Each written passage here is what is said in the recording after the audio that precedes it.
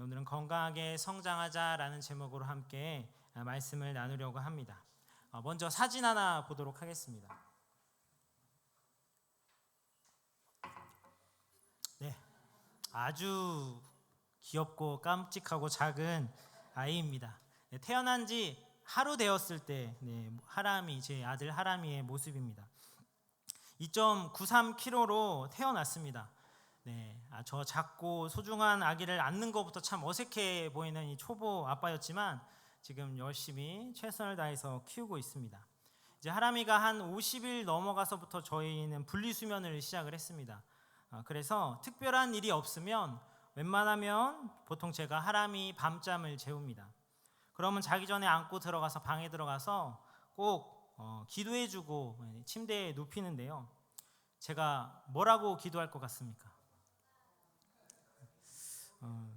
똑똑한 사람이 되기를 기도할까요? 아니면 요즘은 외모가 좀 잘나야 잘 사니까 하나님 잘생겨지도록, 제 생각은 하지도 않고, 아니면 유전적 한계를 극복하기 위해서 주님 그래도 키는 좀 클 수 있도록 도와달라고 기도할까요? 아니면 돈 잘 벌고 성공할 수 있도록, 아니면 공부 잘해서 좋은 대학 갈 수 있도록 기도할까요? 이런 기도도 다 좋고 하람을 위해서 기도할 수 있지만 저는 딱 한마디만 기도합니다. 하나님, 하람이가 건강하게 잘 자라게 해주세요. 그래서 이렇게 컸습니다. 보여주시죠. 어제 찍은 사진입니다. 똑같은 자세를 해보려고 했는데 도저히 무거워서 지금 9kg가 넘어가는 아주 튼튼하고 우량한 아이로 잘 커가고 있습니다. 오해하시면 안 되는 게 아직 돌 안 됐습니다. 이제 176일 됐거든요. 이제 밖에 나가면 사람들이 아기가 돌 지난 아기가 아주 그냥 아빠한테 꼭 잘 붙어 있는다고 얘기하시는데 아직 멀었습니다. 이게 아주 건강하게 잘 자라고 있습니다. 이게 보니까 또 보고 싶네요. 사실 우리가 자녀를 위해서 부차적으로 기도할 수 있는 것들이 많다고 하지만 정말로 중요한 것, 정말로 꼭 필요한 것을 남기면 결국 남는 것은 건강하게 자라는 것이 아닐까 생각합니다. 부모의 마음이라면 그렇지 않을까요? 그런데 하나님께서 우리를 보실 때 마찬가지 아니겠습니까? 하나님께 맡겨진 사명을 잘 이루고 전도도 많이 하고 하나님의 영광 돌리는 굵직굵직하고 큰 일을 많이 하면 좋지만 그보다 가장 먼저 우리가 하나님의 자녀로서 건강하고 바르게 성장하기를 바라시지 않겠습니까?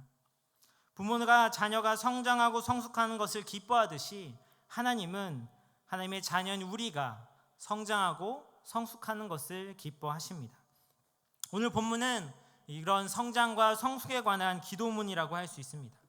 바울이 골로새 교회와 성도들을 위해 간구하는 기도 내용인데 이 기도는 그 당시 골로새 교회와 성도들이 하나님 앞에서 어떻게 건강한 교회, 건강하게 바르게 자라는 성도로 설 수 있는지에 대한 교훈과 가르침이 들어 있습니다.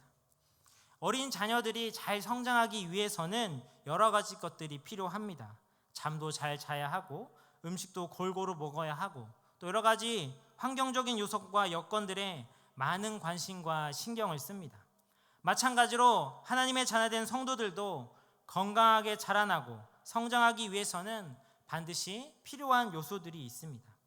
그래서 이 성도들의 성숙과 성장을 위해 하나님께서 이런 부분들을 책임져 주시고 지도해 달라고 바울이 본문을 통해서 기도하고 있는 것입니다.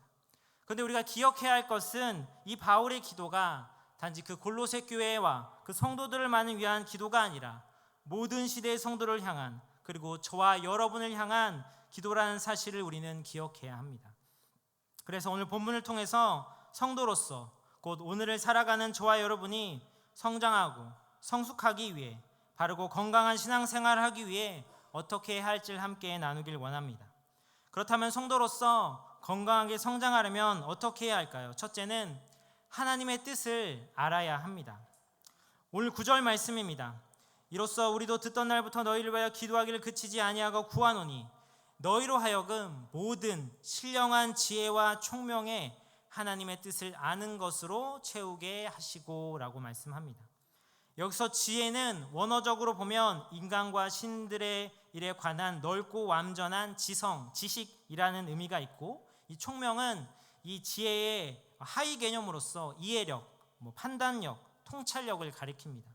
그래서 한마디로 하나님의 말씀을 읽고 묵상함을 통해 얻게 되는 지식과 분별력을 가리킨다고 볼 수 있습니다.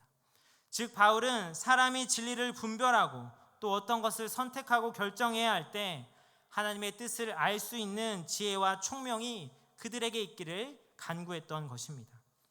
그래서 여기서 말하는 신령한 지혜와 총명은 어떤 신비하고 특별한 무언가를 말하는 것이 아니라 하나님의 뜻을 아는 올바른 지식이라고 말할 수도 있습니다.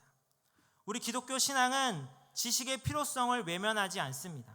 그래서 성경은 왜 우리가 하나님을 믿어야 하고 왜 우리가 예수 그리스도를 우리 구세주로 믿고 영접해야 하는지에 대해서 분명하게 가르치고 있습니다. 또 7절에도 보면 골로새 교회 성도들은 에바브라를 통해 하나님의 말씀을 배웠다라고 말씀하고 있습니다. 그러나 바울은 여기서 멈추지 않고 그들이 더 하나님의 뜻을 깊이 알아가는 성도가 되기를 기도하고 있는 것입니다. 왜냐하면 이것이 바로 그들을 더욱 성숙하고 성장하게 하기 때문입니다. 우리가 복음을 듣고 예수님을 영접하고 하나님을 아버지라고 부르게 된 것이 끝이 아닙니다. 이제 우리가 하나님의 은혜로 예수님의 대속의 공로로 거듭나게 되는 것은 새롭게 태어나는 것입니다. 새롭게 태어났다면 이제 우리는 자라가야 하고 성장해야 합니다. 건강하고 성숙한 하나님의 백성과 자녀가 되어야 하는 것입니다. 이를 위해 가장 필요한 것이 바로 하나님의 뜻을 바로 아는 것입니다. 하나님의 뜻을 바로 알아야 우리가 그 뜻대로 살아갈 수 있고 그 뜻대로 살아가는 삶이 성숙하고 건강한 그리스도인의 모습이기 때문입니다. 그래서 우리는 신앙이 성숙해 갈수록 성장해 갈수록 하나님의 뜻을 더 깊이 분명히 알게 됩니다. 그런데 반대로 하나님이 믿지 않는 사람들에게는 이러한 신령한 지혜와 총명이 없기에 당연히 하나님의 뜻을 알 수 없습니다. 그래서 그들은 자신의 생각과 뜻대로 살아갑니다. 무엇이든지 자기가 하고 싶은 일을, 자기에게 이익되는 일을 선택합니다. 세상이 인정하고 세상이 바라는 것을 선택합니다. 불신자들이 이렇게 살아가는 것은 하나님의 뜻을 알지 못하기 때문입니다. 그런데 문제는 그리스도인들 가운데서 이렇게 살아가는 사람들이 있다는 것입니다. 교회를 다니고 있지만 하나님을 믿는다고 말하지만 이런 불신자들과 전혀 다르지 않는 모습으로 살아가고 있는 것입니다. 하나님의 뜻을 알지도 못하고 알기를 원하지도 않습니다.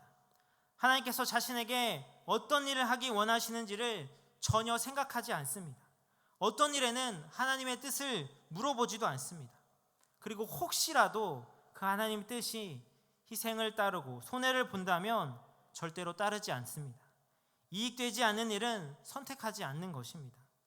이런 그리스도인의 신앙은 여전히 초보적인 단계, 아주 신생아와 같은 단계에 머물러 있다고 말할 수밖에 없습니다. 주님을 믿는다고 말은 하지만 정작 주님을 닮아가지는 않는 것입니다. 성숙한 그리스도인들은 모든 일에 있어 하나님의 뜻을 알고자 하는 사람입니다. 그리고 그 뜻에 자신의 감정과 의지를 복종시킬 수 있는 사람입니다. 이러한 성숙한 그리스도인이 될 수 있는 저와 여러분 되시기 바랍니다. 언제나 하나님의 뜻을 분명히 알고 행할 수 있는 저와 여러분 되시기 바랍니다. 그렇다면 우리는 어떻게 하나님의 뜻을 알 수 있을까요? 어떻게 해야 하나님의 뜻을 아는 지식을 얻으며 어떻게 해야 하나님의 뜻을 아는 것으로 우리의 삶을 채울 수 있을까요? 9절에 보면 지혜와 총명이라고 했는데 단순히 그냥 지혜와 총명이 아니라 신령한 지혜와 총명이라고 말씀하고 있습니다. 이를 공동 번역 성경에 보면 이렇게 말합니다. 성령께서 주시는 모든 지혜와 판단력이라고 번역하고 있습니다. 또한 바울은 하나님의 뜻을 아는 지식에 대해서 너희는 그 지식을 채워라 라고 권면하지 않고 그 지식을 하나님께서 채우시도록 기도하고 있습니다. 무슨 의미입니까? 하나님의 뜻을 아는 지식은 단순히 우리의 노력과 지식으로 얻어질 수 있는 것이 아니라 하나님께서 주시는 것, 하나님께서 허락하시는 것, 하나님께서 알게 하시는 것이라는 것입니다. 그래서 하나님은 다양한 방법으로 우리에게 말씀하시고 하나님의 뜻을 알게 하십니다. 그 다양한 방법 속에서 우리가 가장 우선해야 할 것은 하나님의 말씀이 기록된 성경을 통해 하나님의 뜻을 알아가는 것입니다. 왜냐하면 성경이 분명하고도 가장 완벽한 하나님의 뜻이기 때문입니다. 디모데후서 2장 15절 이렇게 말씀합니다. 너는 진리의 말씀을 옳게 분별하여 부끄러울 것 없는 일꾼으로 인정된 자로서 자신을 하나님 앞에 드리기를 힘쓰라. 말씀 속에서 하나님의 뜻을 분별하여 그 뜻대로 하나님께 인정된 자로 나아가야 한다는 것입니다. 그래서 우리가 예배 시간에 설교 말씀을 듣는 것이고 우리가 성경 공부도 하는 것입니다. 그리고 그 말씀 가운데 깨닫게 하시는 성령님을 의지하여 기도하는 것입니다. 여러분 큐티 하고 계십니까? 큐티 할 때 가장 먼저 해야 하는 게 무엇인지 알고 계십니까? 무엇일까요? 큐티 책을 찾습니까? 네, 큐티 책을 찾아오는 것은 요즘 기본이죠. 큐티 책을 치고 가장 먼저 해야 하는 것은 성령님께 이 말씀을 깨닫게 하시기를 기도하는 것입니다. 그리고 말씀을 읽습니다. 우리가 하나님의 뜻을 아는 것은 이처럼 하나님의 말씀을 통해서 얻는 방법이 가장 우리에게 쉽고 어쩌면 편한 방법일 수 있습니다. 어떤 상경과 조건과 어떤 감정과 어떤 감동을 통해서 우리가 아는 것에는 한계가 있고 또 위험성이 있습니다. 그렇기 때문에 여러분, 우리가 하나님의 뜻을 바로 알기 위해 기도하며 하나님의 말씀을 보시기 바랍니다. 우리가 노력하고 기도해야 할 영역이 바로 여기에 있습니다. 그런데 우리가 하나님의 뜻을 알기 위해서 얼마나 많이 하나님의 말씀을 보고 계십니까? 제가 청년들과 모임을 하면, 청년들과 성경 공부를 하고 나면 결론을 지면 항상 결론이 똑같습니다. 그래서 여러분, 매일 말씀 묵상하시고 기도하십시오. 가장 기본적인 것이지만 이 기본이 우리를 성장케 하는 것입니다.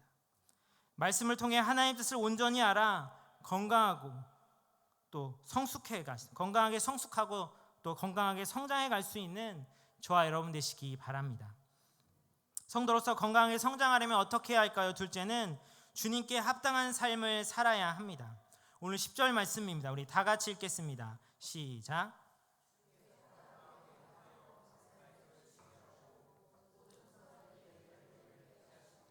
하나님을 아는 것에 자라게 하시고. 아멘. 말씀을 통해 하나님의 뜻을 바로 알 때 우리는 하나님 보시기에 합당하게 행할 수 있고 하나님이 기쁘시게 여기는 선한 열매를 맺을 수 있습니다. 그래서 앞선 9절이 지식적인 부분을 이야기하고 있다면 지금 읽은 10절은 삶과 생활적인 부분을 이야기하고 있다고 할 수 있습니다. 하나님은 창조주이시며 우주 만물의 주인이십니다. 온 세계를 다스리시는 만왕의 왕이십니다. 그 하나님은 천국에만 계시는 분이 아닙니다.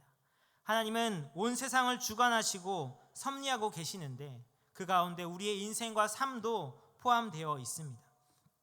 마태복음 10장 29절에 보면 하나님의 허락하심이 없다면 참새 한 마리도 땅에 떨어지거나 팔리지 못한다라고 말씀하고 있습니다. 참새 한 마리의 모든 것이 하나님의 주권 가운데 포함되어 있다면 우리의 인간의 모든 것은 말할 것도 없는 것입니다. 그런 하나님께서 우리의 삶을 통해 우리를 훈련시키시고 다듬어 가시고 성숙하게 만들어 가십니다. 그리고 그 가운데 우리는 하나님의 뜻을 더욱 깊이 알아가는 자로 변화되어 갑니다. 그러나 우리가 이 삶 가운데 마땅히 우리가 해야 할 것이 있습니다. 하나님이 해주실 거니까 가만히 기다리는 것이 아니라 그 하나님 보시기 합당한 삶을 위해 힘쓰고 우리가 노력해야 하는 것이 있다는 것입니다. 우리가 우리 자신을 변화시킬 수 없고 우리 자신을 새롭게 할 수는 없지만 하나님의 뜻에 복종하고 순종하는 일을 우리가 감당해야 하는 것입니다. 하나님 백성으로서 마땅히 해야 할 거룩한 삶과 우리가 어떻게 믿음으로 살아가야 하는지에 대한 것에 대해서 우리는 순종의 자리에 설 수 있어야 합니다. 단순히 교회에 와서 예배 드리고 끝나는 것이 아니라 우리의 삶의 현장에 가 직장과 사업장과 가정 속에서 하나님이 기뻐하시는 거룩한 삶을 살아갈 수 있도록 그 하나님의 뜻에 순종하는 것이 바로 하나님께서 우리에게 원하시는 하나님의 뜻인 것입니다. 내 욕심과 욕망을 채우는 삶이 아니라 하나님 보시기에 부끄럽지 않는 삶을 살아가는 것입니다.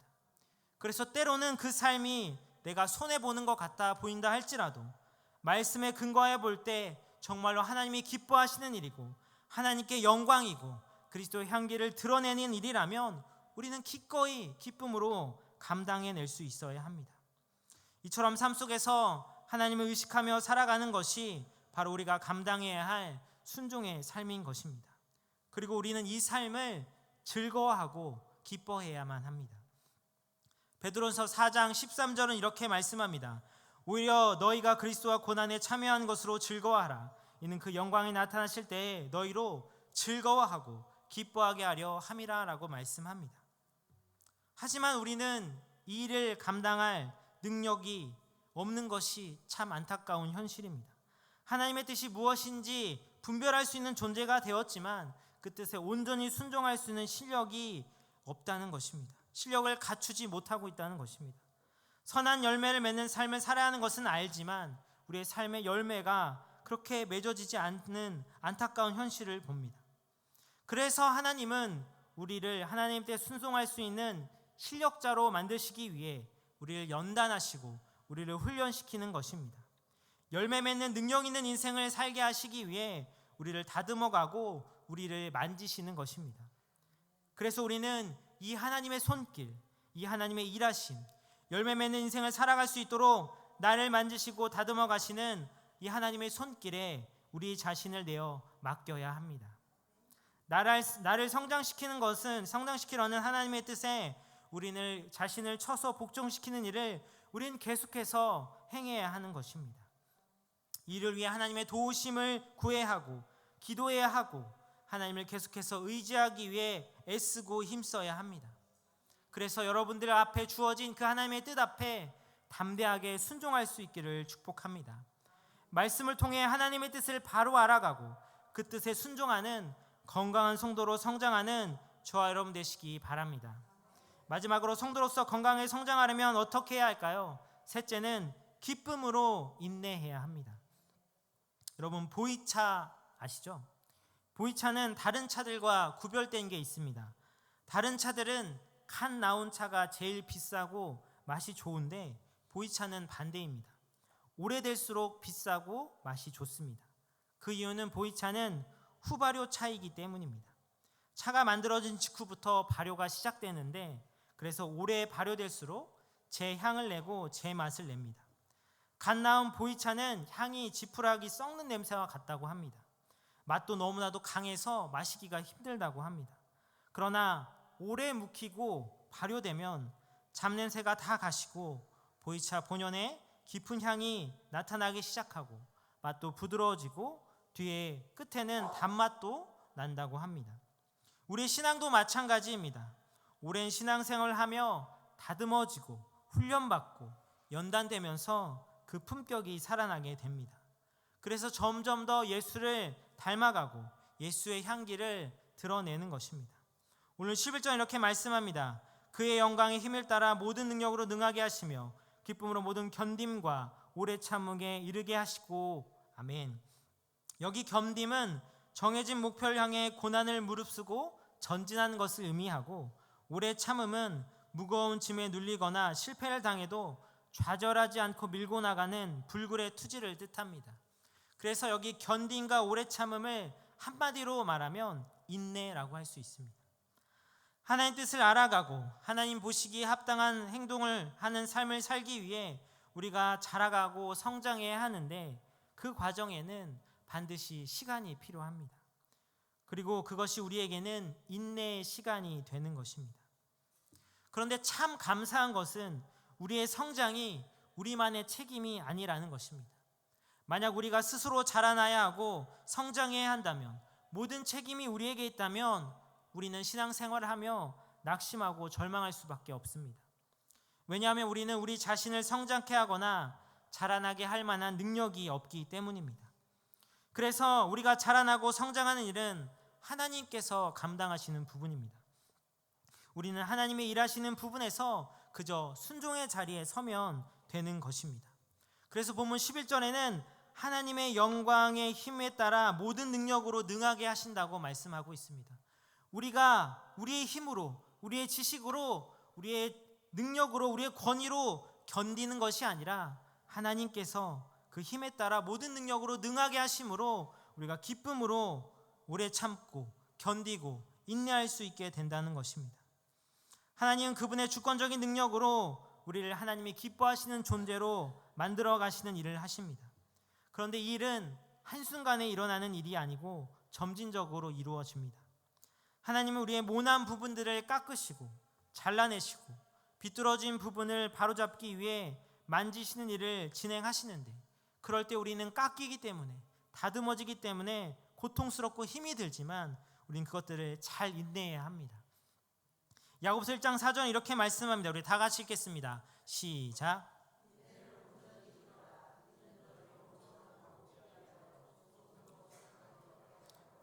아멘.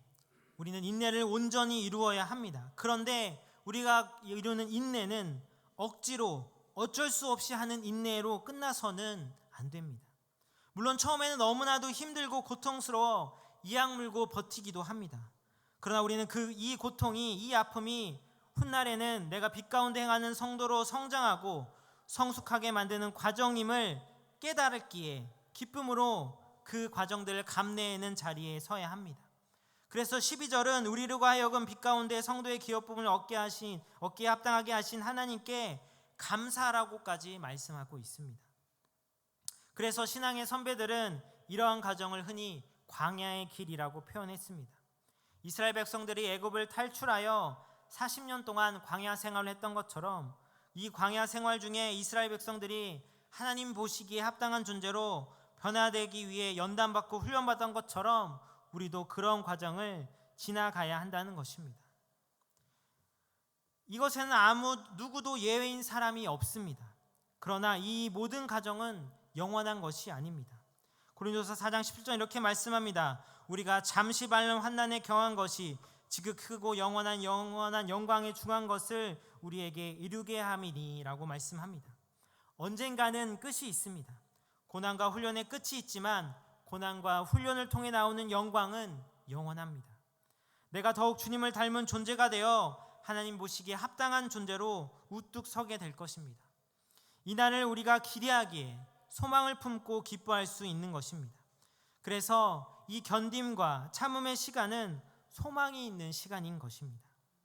이 모든 것이 결국은 하나님의 주권 가운데 나를 반드시 성장하고 성숙시키실 것을 믿음으로 소망 중에 기쁨으로 인내할 수 있는 저와 여러분 되시기 바랍니다. 하람이는 참 덤덤하고 무던한 아이입니다. 그래서 얼마나 무던한지 잘 울지도 않고 웃지도 않았습니다. 특별히 큰 걱정은 웃질 않는 겁니다. 별거 아닌 것 같지만 부모 입장에서는 애가 항상 이러고 있는 걸 보면 뭔가 문제가 있는 것은 아닌가 걱정이 많이 됐습니다. 그러던 어느 날 정말로 뜬금없이 하람이가 밥을 먹고 앉아서 트름을 시키고 있는데 갑자기 껄껄껄하면서 웃기 시작하는 겁니다. 갑자기 왜 웃지?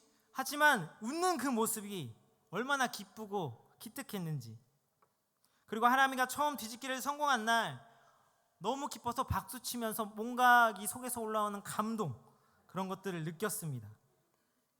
그리고 이제는 뒤집기를 해서 기겠다고 하는데 아직 길 수가 없습니다. 그래서 기지 못하니까, 앞으로 나가지 못하니까 바닥에 얼굴을 쳐박고 짜증을 내고 막 울기 시작합니다. 근데 그 모습조차 참 귀엽고 노력하는 그 모습이 기특하고 감동이 됩니다. 사실 아기가 웃는 것이, 아기가 뒤집는 것이 그것은 당연한 일인 것입니다. 별거 아닙니다. 제대로 기지 못하면서 짜증만 내는 게 뭐가 감동이냐고 말할 수도 있습니다.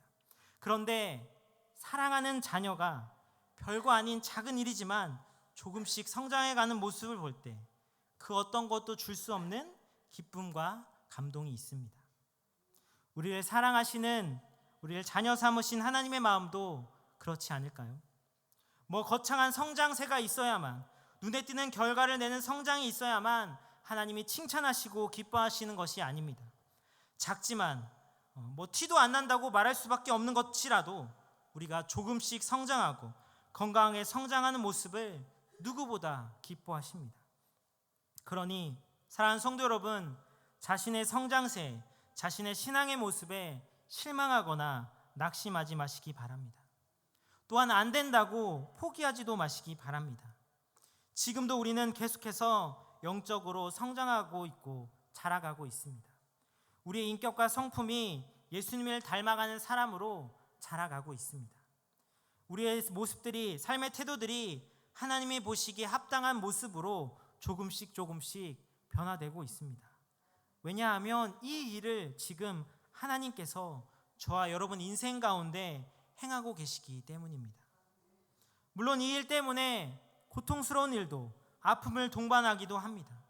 혼자 아등바등 하는 것 같다는 생각이 들 수도 있습니다. 하지만 여러분, 힘을 내시기 바랍니다. 하나님께서는 마침내 나를 변화시켜 주실 것이고 성장시켜 주실 것입니다. 그러니 힘을 내고 용기를 내시기 바랍니다. 그리고 우리가 장차 주님 앞에 섰을 때 하나님이 기뻐하시는 빛나는 존재로 서게 될 것을 소망하시기 바랍니다. 하나님이 지금 그 일을 우리 삶 가운데 이루고 계시다는 사실을 확신하시기 바랍니다. 그래서 이 광야의 여정, 이 연단의 시간들, 성장의 과정들, 이 신앙의 길들을 끝까지 인내함으로, 감사함으로 건강하게 성장해 나갈 수 있는 저와 여러분 되시기 바랍니다. 기도하겠습니다.